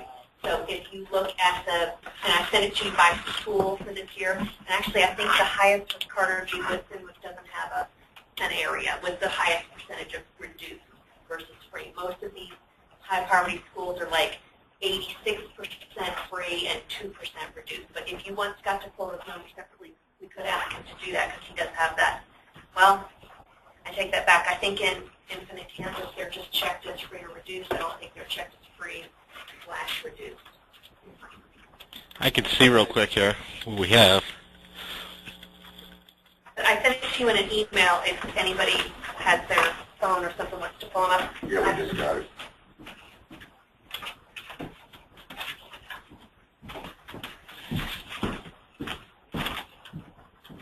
That area that Scott said he thought might have been a mistake over in Ace, did he already move that? Fix that? No, I didn't. Which one? That green area that was going to Arlington. Yeah. Oh, Yeah. No, I haven't moved that yet. It's going to affect the two schools, we probably need to do that wherever we're moving to. Well, yeah. And there's some students in that area too.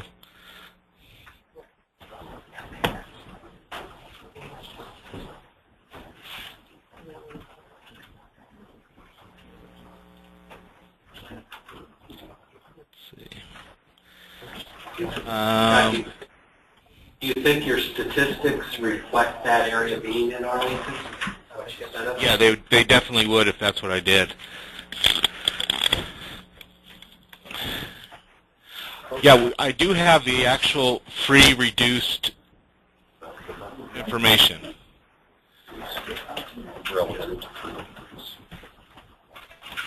So I can tell you what it breaks down to. Great.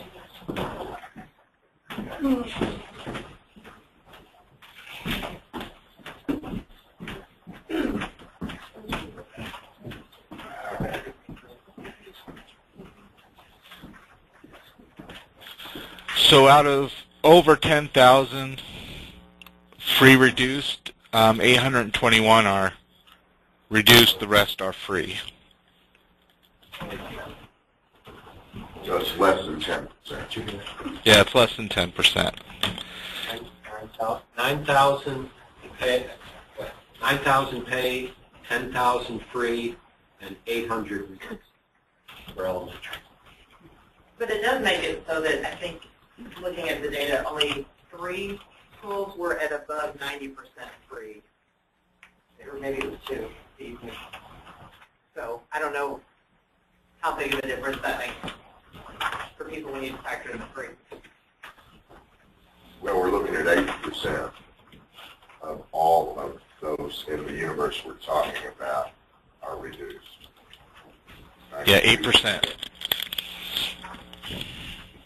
Somewhere in there is a metric to help us distinguish between actual poverty and lower middle class.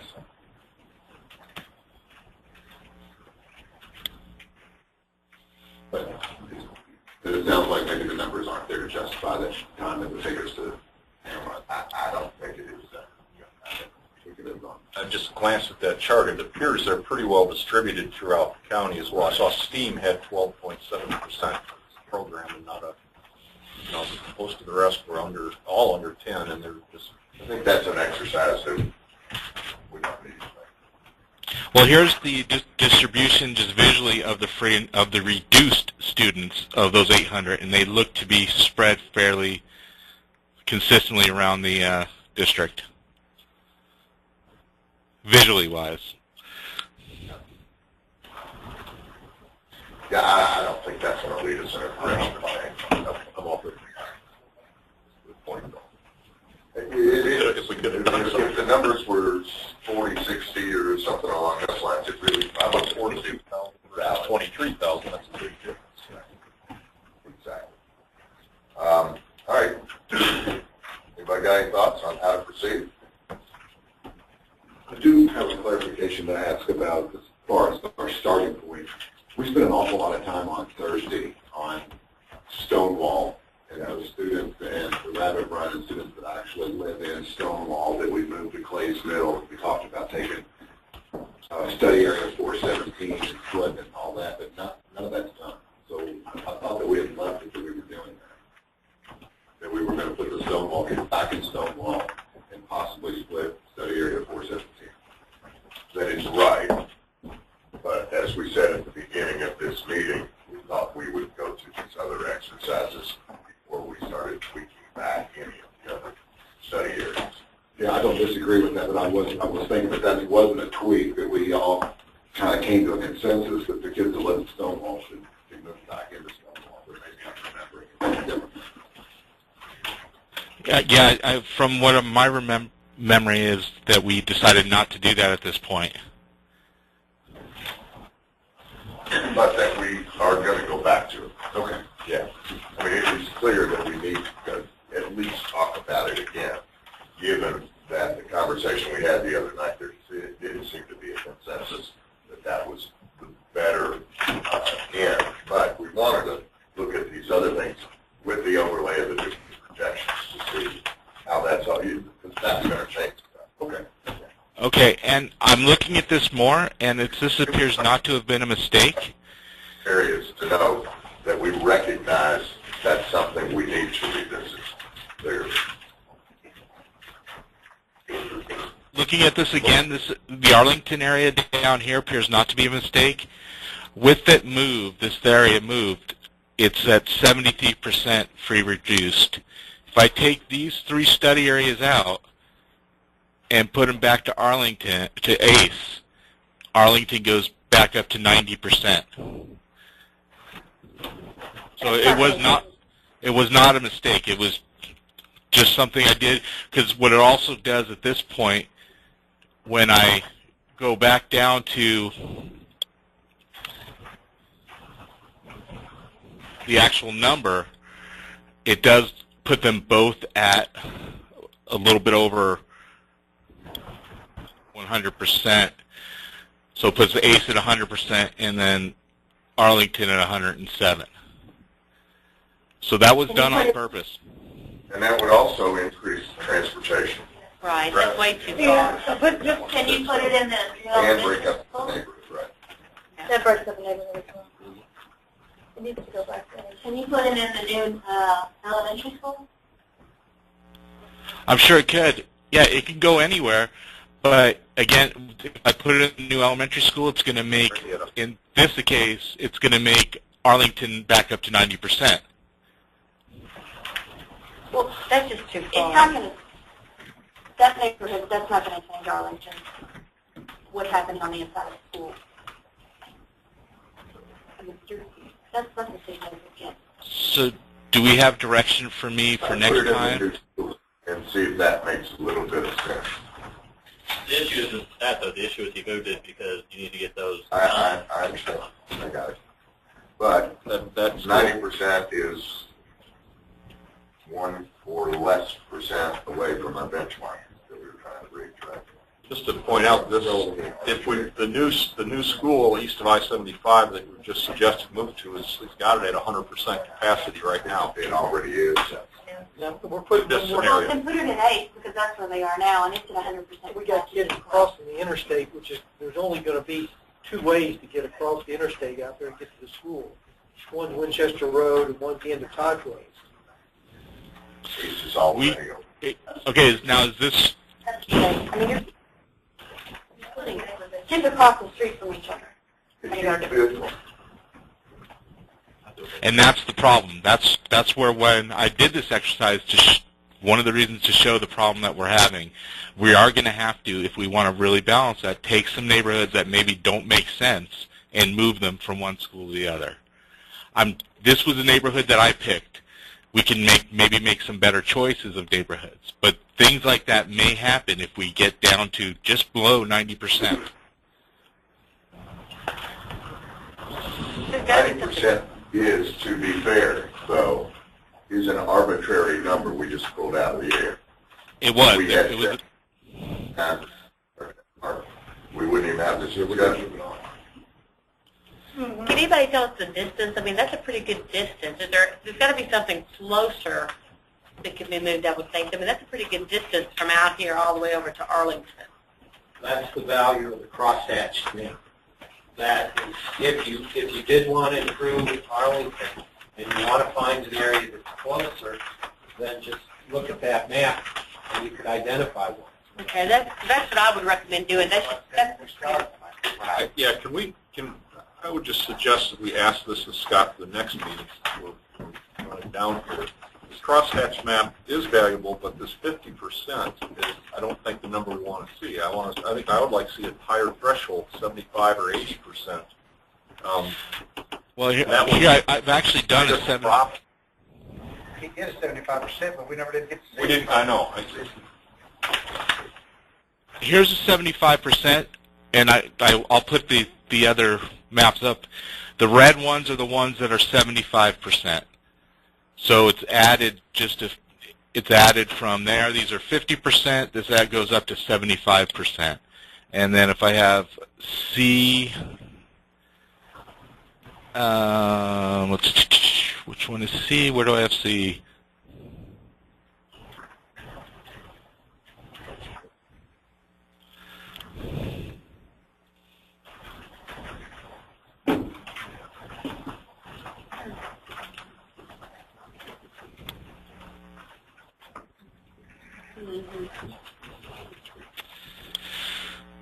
So there's C. So like for Arlington, you've got some 75%ers close. Area down here. Did you get So what would you like to see? What percentage? Because I can remake a map that has 75 or 80%, whatever you guys decide.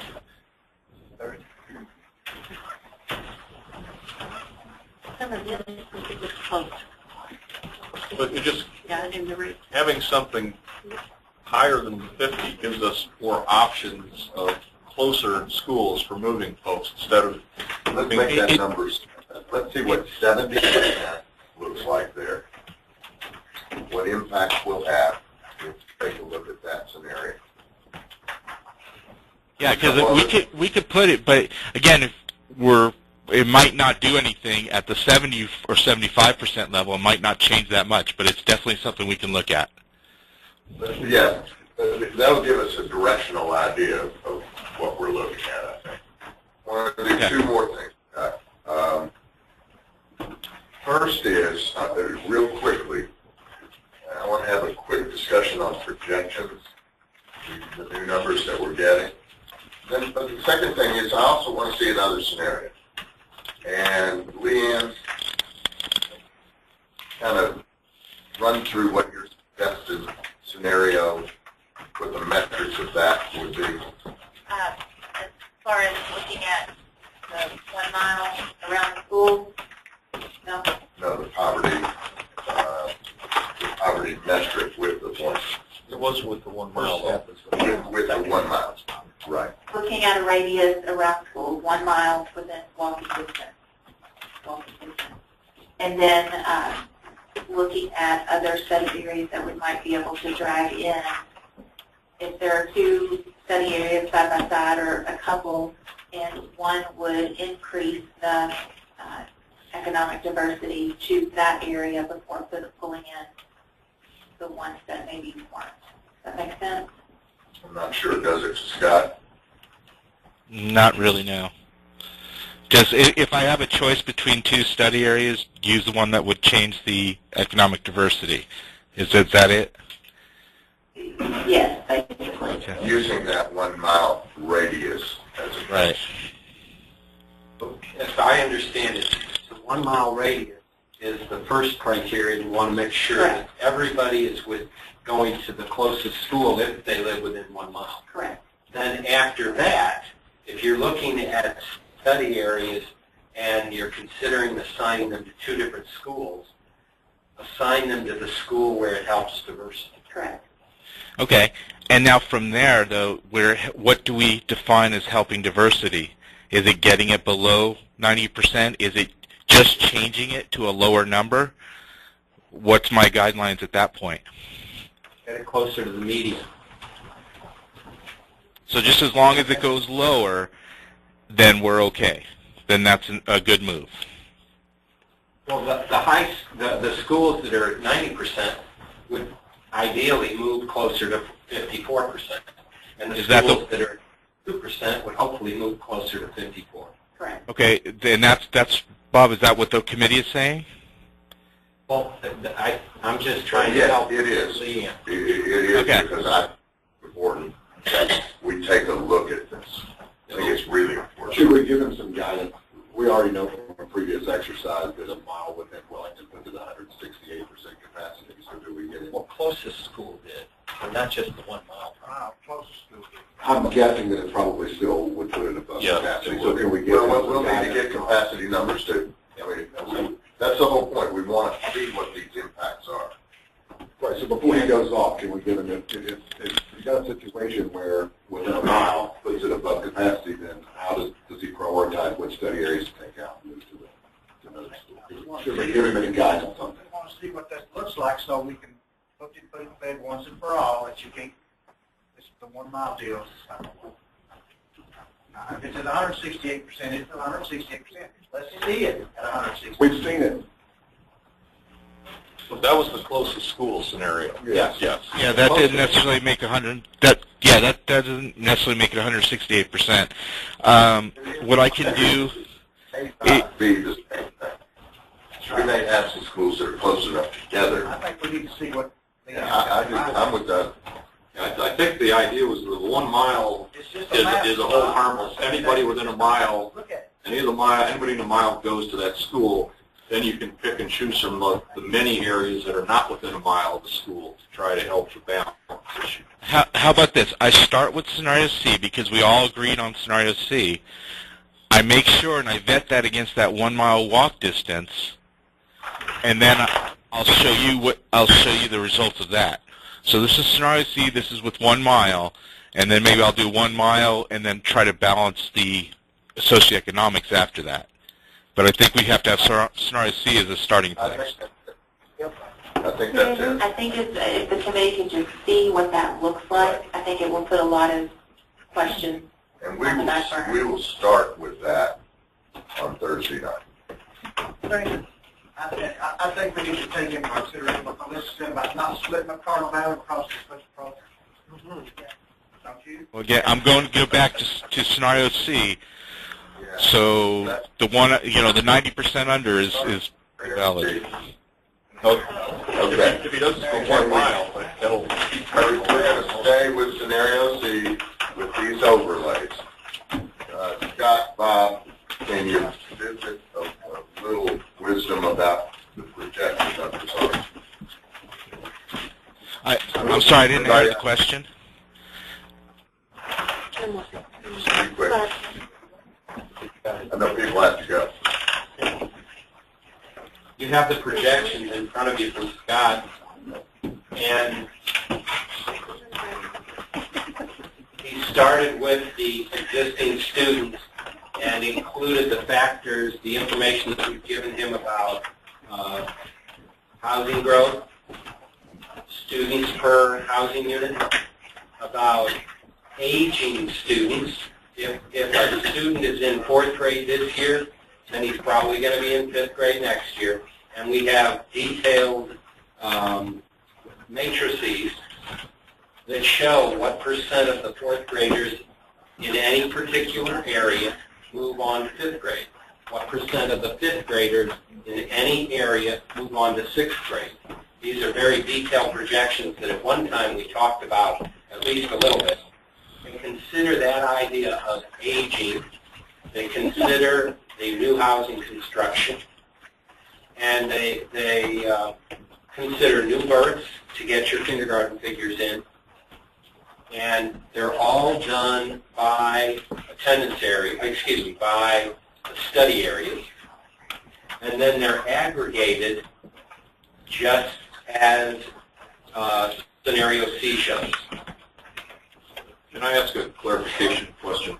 So we started with scenario C, and we're projecting out, but this is still in areas of residence. This is not kids who go there. Correct. We're hoping to get those projections to see, to take into account programs where people are moving out of the area. Is that available? It's just a different exercise. Okay. Yeah, and we're not going to. That's not done on projections, because we can't project what schools students are going to go to 5, 6, 7 years down the road. What we can do is look at current students and see what that would do to their balance and where they may go, which we can apply to future students, but it's not necessarily the same thing.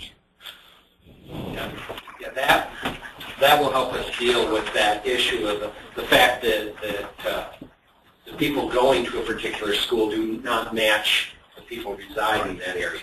But the projection, just to take an example of the proposed planned school east of I-75, notice that when you look at the current resident students, I'm looking at this table, by the way, and you look at the current resident students and the planned school east of I-75, when we were looking at the current students, we filled it to 100% capacity. And look at what happens over the next 4 years. It will grow to 139% of capacity. It'll go from 650 students to 900. In contrast, there are schools which are at 100%, I'll pick Stonewall. And that just hit me quickly. Stonewall is at 100% right now, but 4 years from now it's likely to be 88%. Veterans down to 80. Veterans goes from 100 down to 86. Rosa Parks stays steady at 123 to 122%. And Scott did this for the middle schools and high schools as well, with the scenario that it was that the committee last looked at least, yeah, scenario C. Scott, did I miss anything? No, you got it about right.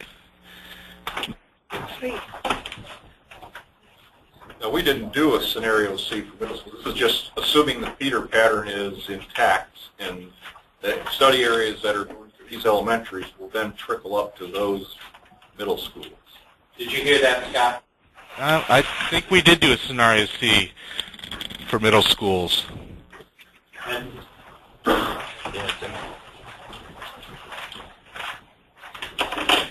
This I presented on the 5th of January, or what, the 18th, the meeting on the 18th, and this was the C I think we agreed on. We haven't looked at feeder patterns yet. Good Lord. For that. Yeah, we haven't looked at feeder patterns at all. They do destroy 107, 124, 132. They just don't have to go Yeah. first. Yeah, wow. It is throwing everything. Okay, Oh. It's going to 132. You know what? Okay. Right, you got a handle on this projected number of things here. Okay, we are reconvening on Thursday afternoon. I would ask, I've noticed tonight a significant number of folks in the audience taking pictures, snapshots, and if nothing that's up there is a decision, please don't take them back to your neighborhood and get everybody fired up to write me letters based on one out of the 35 things that were up there tonight. Thank you. You've already got 100 emails on your phone if you look. You've already got 100 emails on your phone if you look. All right, thank you. Bye-bye. Thanks, Scott. Thanks, Scott. Thank you, Scott. Welcome. Thank you.